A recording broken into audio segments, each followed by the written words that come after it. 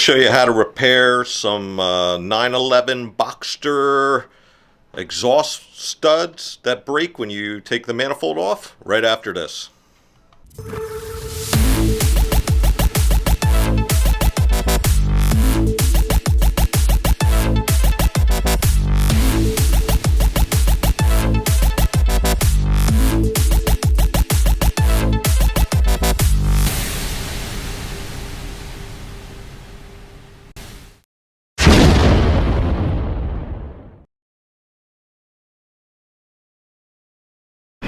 I've tried all kinds of things over the years to get these out.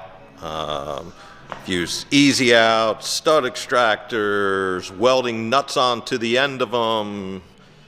It's just corroded metal and aluminum, and they just refuse to budge once they break.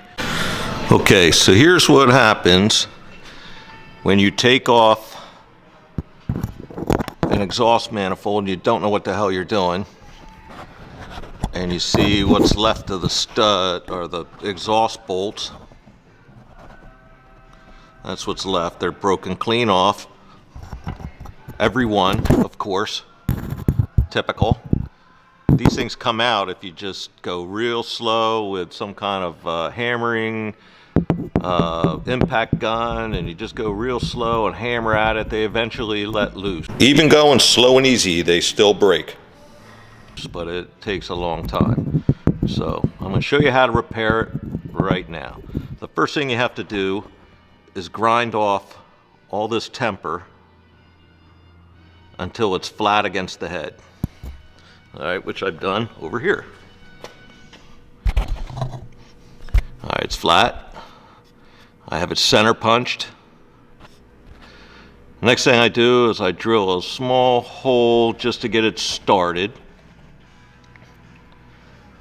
Then I have a jig that we've made. All right, here's the jig. It's pretty much just the flange off an old manifold.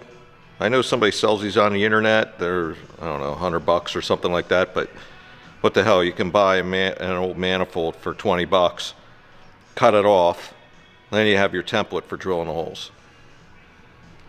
All right, the next thing you want to do is you're going to leave the end two studs sticking out. So that'll give your template somewhere to ride so it can be centered. Then grind out the center four studs, grind them out flush. All right, next thing you want to do is put your flange in place. And right now we're just going to work on the center four holes. The end studs are keeping the flange in place. I have a pole jack holding it in place. This serves two purposes.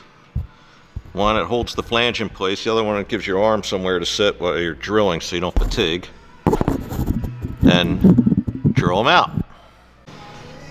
All right, there's a special drill bit for drilling 8x125. This is the one I get from Snap-on. That's the part number.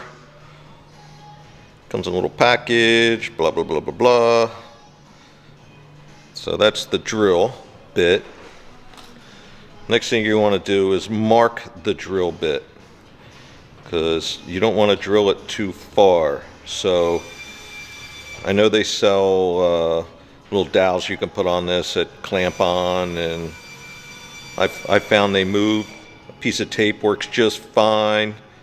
One of the issues is when you're drilling this, if you drill too far, you can go up into the water jacket, and then that cylinder head is junk.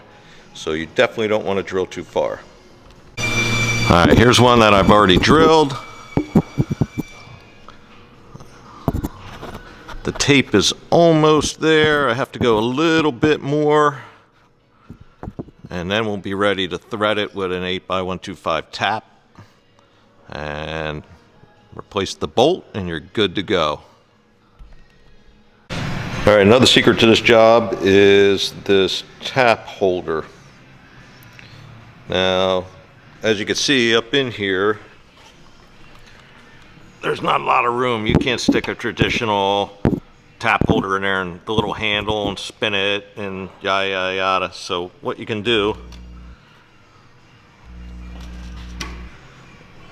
is get one of these. And this is a 3/8 drive, so when you have it up in there, you can take an extension and drop it down below the oil pan and just work it back and forth. Simple. Final note, when you're tapping the hole, make sure you go slow and easy. You break off that tap up in there, you're going to say some bad words. So, until next time.